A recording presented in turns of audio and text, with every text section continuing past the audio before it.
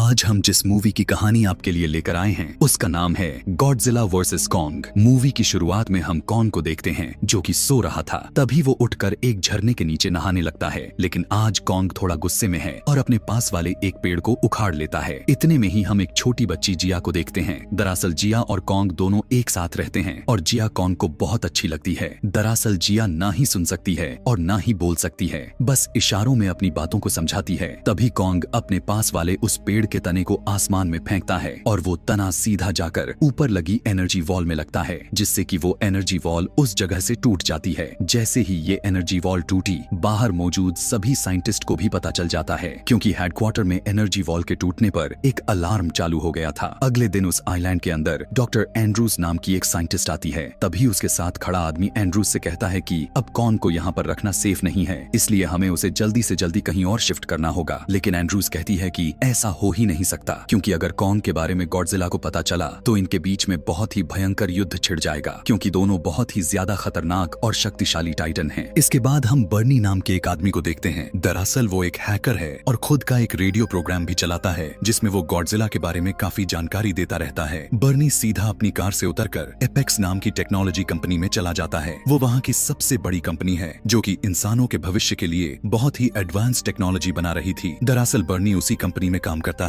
और उसे शक है कि ये कंपनी कुछ न कुछ जरूर गड़बड़ कर रही है, इसलिए आज वो इस कंपनी का डाटा हैक कर लेता है। डाटा हैक करते वक्त उसे पता चलता है कि ये कंपनी एक बहुत ही बड़े प्रोजेक्ट को हांगकांग लेकर जा रहे हैं। तभी वहाँ पर एक अलार्म चालू हो जाता है। दरअसल ये गॉडजिला के आने का एक वार्निंग अलार्म था, इसलिए बर्नी उस कंपनी से निकल जाता है। उधर हम गॉडजिला को देखते हैं जो कि अब शहर के करीब आता जा रहा था। गॉडजिला फ्लोरिडा आते ही वहाँ पर हमला कर देता है। ये आज पहली बार था कि गॉडजिला इंसानों पर हमला कर रहा था, और सोचने वाली ये बात भी है कि गॉडजिला ने कहीं और नहीं बल्कि एपेक्स कंपनी के ऊपर ही हमला कर रहा था। ये देखकर बर्नी को भी काफी अजीब लगता है, क्योंकि उसे लग रहा था कि इस कंपनी ने जरूर गॉडजिला के साथ कुछ किया है। अगले दिन गॉडजिला के हमले की खबर सारे न्यूज चैनल कवर कर रहे थे। तभी हम मेडिसन नाम की एक लड़की को देखते हैं। वो भी अपने स्कूल में बैठी उस न्यूज को देख रही थी, जिसमें एपेक्स कंपनी का ओनर वॉल्टर साइमन कहता है कि गॉडजिला इंसानों के लिए खतरा है। लेकिन मेडिसन को उसकी ये बात सही नहीं लगती। इसके बाद वो सीधा अपने डैड डॉक्टर मार्क के पास जाती है। मेडिसन अपने डैड को कहती है कि गॉडजिला के ऐसे तबाही मचाने के कोई तो बहुत बड़ा कारण है, क्योंकि आपको भी पता है कि गॉडजिला इंसानों को नुकसान नहीं पहुंचाता। लेकिन मार्क उसकी एक भी बात नहीं सुनता और उसे वहां से घर भेज देता है। दरअसल मेडिसन को भी यही लग रहा था कि ये जरूर एपेक्स कंपनी का ही काम है। इसके बाद हम डॉक्टर नेथन को देखते हैं। नेथन की बात करें तो ये एक बहुत ही बड़ा साइंटिस्ट है, जिसने की टाइटन की जन्म भूमि यानी कि हॉलोलैंड के बारे में एक किताब लिखी थी। आज नेथन से मिलने के लिए वॉल्टर आता है। दरअसल वॉल्टर चाहता है कि नेथन उसकी टाइटन की जन्म भूमि को ढूंढने में मदद करे। वॉल्टर नेथन को कहता है कि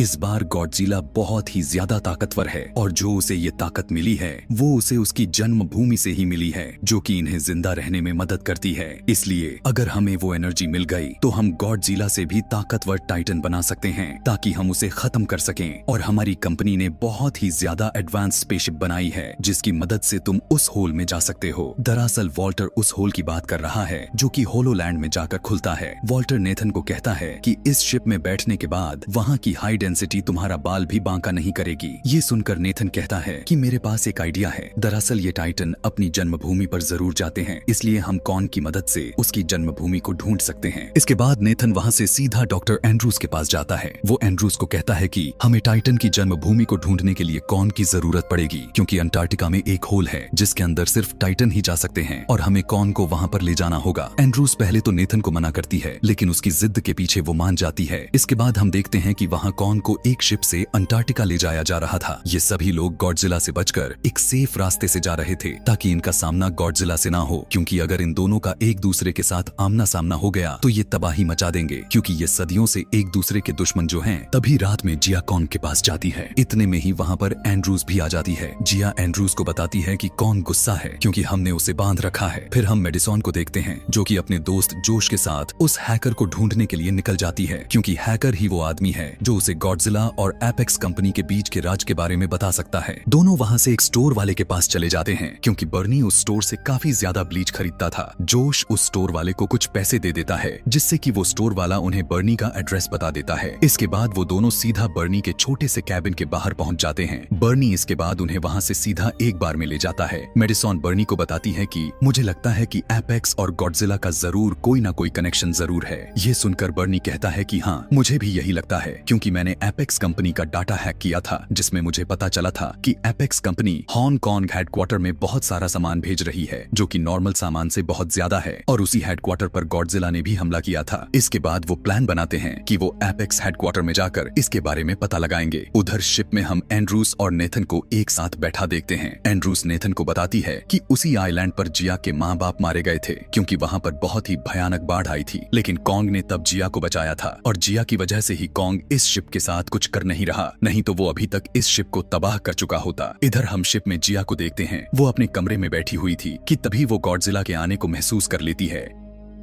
जो कि उन्हीं की तरफ तेजी से बढ़ रहा था। वो जल्दी से एंड्रूस को ये सब बताने के लिए भागती है कि इतने में ही वहाँ के वार्निंग अलार्म भी बजने लगते हैं। एंड्रूस नेथन को कहती है कि हमें अब कॉन्ग के हाथों को खोलना होगा, क्योंकि तभी वो हमें और खुद को गॉडजिला से बचा पाएगा। तभी गॉडजिला आकर उनकी एक शिप को बीच में से तबाह कर देता है। दूसरी तरफ वो अपनी फाइटर प्लेन से गॉडजिला पर हमला भी करते हैं, लेकिन उनकी गोलियों का गॉडजिला पर कोई भी असर नहीं होता और वो उन्हें भी तबाह कर देता है। इसके बाद गॉडजिला सीधा कॉन्ग वाली शिप के नीचे आकर उसे पलट देता है, जिसकी वजह से कॉन्ग और शिप में बैठे बाकी के लोग डूबने लगते हैं। लेकिन तभी नेथन जाकर कॉन्ग को आजाद कर देता है और पानी में ही गॉडजिला और कॉन्ग में लड़ाई होने लगती है। कॉन्ग ने गॉडजिला को चकमा देकर फिर से उस शिप को सीधा कर दिया। ऊपर आकर कॉन्ग देखता है कि गॉडजिला दूसरी शिप की तरफ बढ़ रहा है, इसलिए कॉन्ग भी एक शिप से दूसरी शिप से छलांग लगाकर उस शिप तक उससे पहले पहुंच जाता है। दोनों में फिर से एक घमासान युद्ध होने लगता है। इस फाइट के अंदर कॉन्ग गॉडजिला को एक मुक्का मारकर उसको पानी में गिरा देता है, लेकिन जैसे ही कॉन्ग ने पानी में देखता,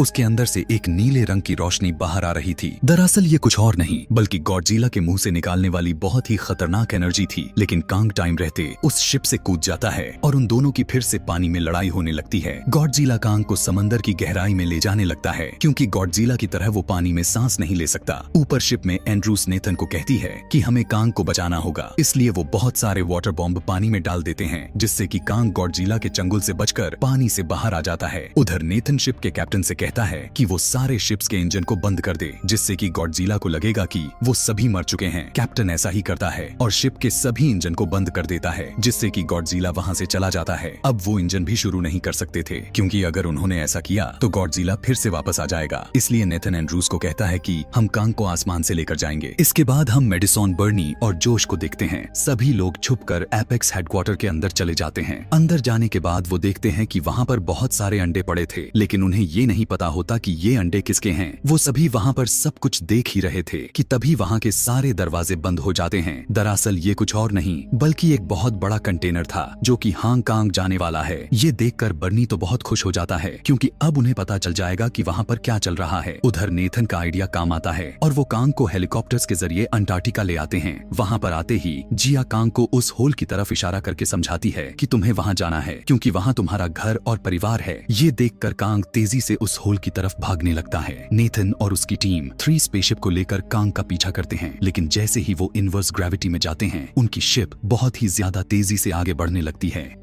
वो बस कुछ ही मिनटों में हजारों किलोमीटर का सफर कर रहे थे। थोड़ी ही देर बाद वो होलोलैंड पहुंच जाते हैं, जहां पर बहुत सारे टाइटन होते हैं। कांग भी अपने घर आकर बहुत खुश था। नेथन और एंड्रूस भी शिप से उसका पीछा करने लगते हैं। वो सभी कांग का पीछा कर ही रहे थे कि तभी एक उड़ने वाला टाइटन उनकी ही एक शिप पर आकर हमला कर देता है। इसे देखकर सभी बहुत ही ज्यादा घबरा गए। वो उड़ने वाला टाइटन नेथन की शिप को तबाह करने ही वाला था कि तभी कांग उसे पकड़कर मारने लगता है, लेकिन इतने में ही वहां पर एक दूसरा उड़ने वाला टाइटन भी आ गया, जो कि कांग को जकड़ लेता है। लेकिन नेथन ने अपनी शिप से उस पर हमला करके कांग को उससे आजाद करवा लेता है। इसके बाद कांग उस टाइटन के सर को ही उसके शरीर से अलग कर देता है और वो फिर से कांग का पीछा करने लगते हैं। और भागते भागते कांग एक ऐसी जगह पर पहुंच जाता है जहां बिल्कुल भी ग्रेविटी नहीं थी और सारे पत्थर हवा में तैर रहे थे। उधर एपेक्स हेडक्वार्टर के अंदर मेडिसन और उसके साथी एक बहुत ही बड़ी अंडरग्राउंड एरिया में पहुंच जाते हैं, जो कि बहुत ही ज्यादा बड़ा था। तभी हम देखते हैं कि वहां पर एपेक्स कुछ और नहीं बल्कि एक खुद का रोबोटिक गॉडजिला बना रहे थे, जो कि असली गॉडजिला से भी बहुत ज्यादा खतरनाक है। दरअसल उस रोबोटिक गॉडजिला का सारा कंट्रोल सेरिस्वा नाम के एक आदमी के पास था। तभी वॉल्टर एक बहुत ही खतरनाक टाइटन को उस रोबोटिक गॉडजिला पर हमला करने के लिए छोड़ता है, ताकि वो गॉडजिला की पावर चेक कर सके। लेकिन वो टाइटन मेडिसन और उसके साथियों का पीछा करने लगता है। वो मेडिसन को पकड़ने ही वाला था कि तभी वो रोबोटिक गॉडजिला उसे पकड़ लेता है और अपनी एनर्जी से उस टाइटन को बीच में से काट देता है, जो कि देखने में बहुत ही ज्यादा घिनौना होता है, लेकिन मेडिसॉन और उसके साथी भागकर एक कैप्सूल में आ जाते हैं। अब मेडिसॉन को समझ में आ गया था कि असली गॉडजिला इस हेडक्वार्टर को खत्म करने के लिए क्यों आया था। इतने में ही रोबोटिक गॉडजिला भी ऑन ऑफ हो जाता है, क्योंकि एपेक्स को उसे एक्टिवेट करने के लिए एनर्जी नहीं थी। लेकिन तभी इस रोबोटिक गॉडजिला के बारे में असली वाले गॉडजिला को भी पता चल जाता है और वो अपना रास्ता बदल लेता है, यानी कि अब वो फिर से हांग कांग आ रहा था। फिर से हम कांग को देखते हैं जो कि बहुत ही तेजी से अपने घर की तरफ भागता हुआ जा रहा था। वो एक बहुत ही बड़े दरवाजे तक पहुंच जाता है और दरवाजा खोलकर अंदर चला गया। अंदर जाने के बाद उसे एक हथियार मिलता है जो कि किसी और का नहीं बल्कि उसी का था। उसके साथ साथ नेथन और उसके बाकी के साथी भी अंदर आ जाते हैं और तभी कांग एक जगह पर जाकर राजा की तरह बैठ जाता है। दरअसल वहाँ पर ग्रेविटी और ऑक्सीजन दोनों थी, इसलिए बाकी के सभी लोग भी अपनी शिप से नीचे उतर जाते हैं। उधर फिर से हम मेडिसॉन को देखते हैं जो कि उस हेडक्वार्टर से बाहर निकलने की कोशिश कर रहे थे, लेकिन तभी वो एक कमरे में पहुंच जाते हैं जहां पर एक बहुत ही बड़ा टाइटन का स्कल रखा हुआ था। जैसे ही वो थोड़ा और आगे गए, उन्होंने देखा कि उसके अंदर सरिस्वा बैठा था जो कि उस स्कल में बैठकर उस रोबोटिक गॉडजिला को कंट्रोल कर रहा था, इसलिए उसे वहां पर किसी के भी होने का एहसास नहीं होता।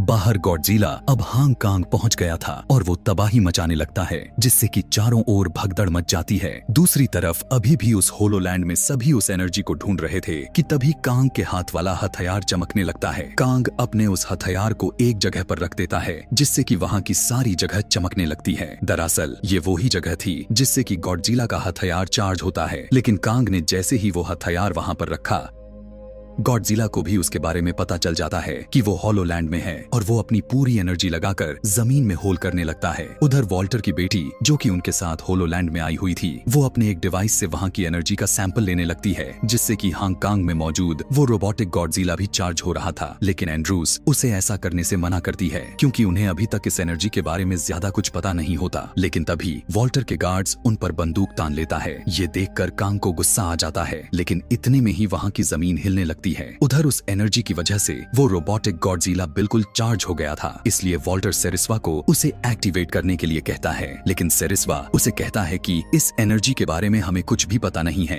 इसलिए ये हमारे लिए एक खतरा भी बन सकती है। लेकिन वॉल्टर फिर भी उसे रोबोटिक गॉडजिला को एक्टिवेट करने के लिए कहता है। उधर होलोलैंड में सभी लोग गॉडजिला से बचने के लिए इधर उधर भाग रहे थे कि इतने में ही उस तरफ से गॉडजिला की एनर्जी निकलती है और वहाँ पर एक बहुत ही बड़ा होल हो जाता है। वॉल्टर की बेटी वहाँ से अपनी शिप में बैठकर जा ही रही थी कि इतने में ही गॉडजिला उसके शिप को पकड़कर तबाह कर देता है और फिर कांग अपना हथियार लेकर उस होल में कूद गया और उसके पीछे पीछे नेथन और एंड्रूज भी चले जाते हैं। ऊपर हम मेडिसॉन को देखते हैं, वो सभी कंट्रोल रूम तक पहुंच जाते हैं, लेकिन कंट्रोल रूम में आते ही वो गार्ड के हाथों पकड़े गए। अब कांग भी उस होल से हांग कांग में पहुंच गया था और गॉडजिला और कांग फिर से आमने सामने होते हैं और दोनों फिर से एक दूसरे के साथ भिड़ जाते हैं। जैसे ही कांग ने अपने हथियार के साथ गॉडजिला पर हमला किया, गॉडजिला उस हमले से बच जाता है और कांग का हथियार एक बिल्डिंग में अटक जाता है। इस मौके का फायदा उठाकर गॉडजिला कांग पर भारी पड़ने लगा, लेकिन कांग खुद को संभालकर गॉडजिला को बहुत ही जोर से मुक्का मारता है, जिससे कि गॉडजिला नीचे गिर जाता है। तभी गॉडजिला फिर से अपनी एनर्जी से कांग को मारने की कोशिश करता है, लेकिन कांग अपने हथियार को अपने सामने कर लेता है, लेकिन वो एनर्जी बहुत ज्यादा थी, इसलिए कांग उस एनर्जी की वजह से नीचे गिर जाता है। गॉडजिला कांग को पकड़कर उसे अपनी एनर्जी से मारने ही वाला था कि तभी कांग ने अपने हथियार से गॉडजिला पर हमला कर दिया, जिससे कि गॉडजिला जख्मी हो जाता है। अब गुस्से में आकर गॉडजिला कांग पर हमला करने लगता है, लेकिन कांग अपने हथियार से उसकी एनर्जी से बचते हुए गॉडजिला पर हमला करता है और दोनों ही गिर जाते हैं। इसी के साथ कांग के हथियार की भी एनर्जी खत्म हो जाती है। उधर अंदर गार्ड मेडिसॉन और उसके साथियों को वॉल्टर के पास ले आता है। उसकी बातों से मेडिसॉन समझ जाती है कि गॉडजिला उसी की वजह से वापस हांग कांग में आया है, क्योंकि वॉल्टर खुद का एक गॉडजिला बना रहा था जो कि उस असली वाले गॉडजिला से भी ताकतवर है। लेकिन वॉल्टर तो अभी भी यही कह रहा था कि वो तो सिर्फ दुनिया को इन टाइटन के हमले से बचा रहा है। उधर गॉडजिला फिर से खड़ा होकर कांग के साथ लड़ने लगता है, पर अब गॉडजिला कांग पर भारी पड़ रहा था। वो कांग को बहुत ही बुरे तरीके से मारता है और उसे बहुत ही ज्यादा घायल कर देता है, लेकिन गॉडजिला कांग को जान से नहीं मारता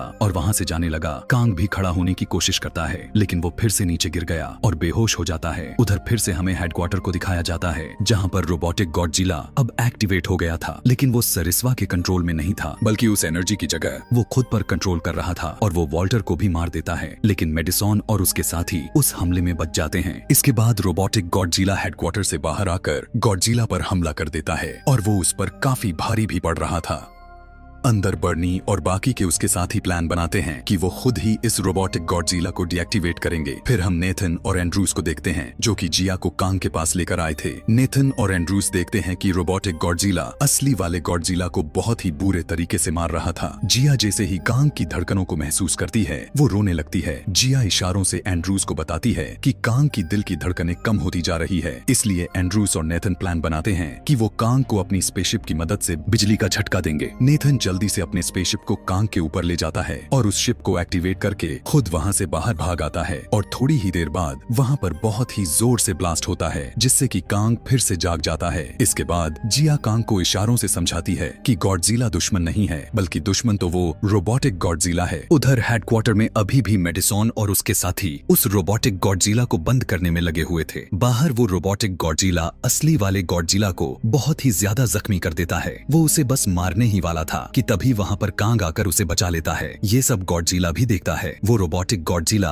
अकेले कांग पर भी काफी भारी पड़ रहा था, इसलिए अब गॉडजिला भी आकर उसका साथ देता है। लेकिन रोबोटिक गॉडजिला कांग को दूर फेंक देता है और गॉडजिला को मारने लगता है। तभी कांग अपने हथियार को उठा लेता है और कांग ने सीधा जाकर रोबोटिक गॉडजिला पर हमला कर दिया। लेकिन वो उसका कुछ ज्यादा बिगाड़ नहीं पाता क्योंकि उसका हथियार चार्ज नहीं था और तभी वो रोबोटिक गॉडजिला भी उसे पकड़ लेता है। वो कांग को मारने ही वाला था कि तभी अंदर बैठा जोश उस सारे सिस्टम पर अपने पास रखा सोडा डाल देता है जिसकी वजह से उस सारे सिस्टम में शॉर्ट सर्किट हो जाता है। लेकिन ऐसा करने से वो रोबोटिक गॉडजिला कुछ वक्त के लिए डीएक्टिवेट हो जाता है। इस बात का फायदा उठाकर गॉडजिला कांग के हथियार को चार्ज कर देता है और चार्ज होते ही कांग उस रोबोटिक गॉडजिला पर हमला करने लगता है। उसने रोबोटिक गॉडजिला के दोनों हाथ काट दिए और अपने उस हथियार से आखिरी एक हमला करता है जिससे कि वो रोबोटिक गॉडजिला नीचे गिर जाता है और तभी कांग अपनी पूरी ताकत लगाकर उसके सर को उसके शरीर से अलग कर देता है और वो रोबोटिक गॉडजिला वहीं पर पूरे तरीके से डीएक्टिवेट हो जाता है। इसके बाद हम नेथन को देखते हैं जो कि बिल्कुल ठीक था। उधर मार्क अपनी बेटी को ढूंढते ढूंढते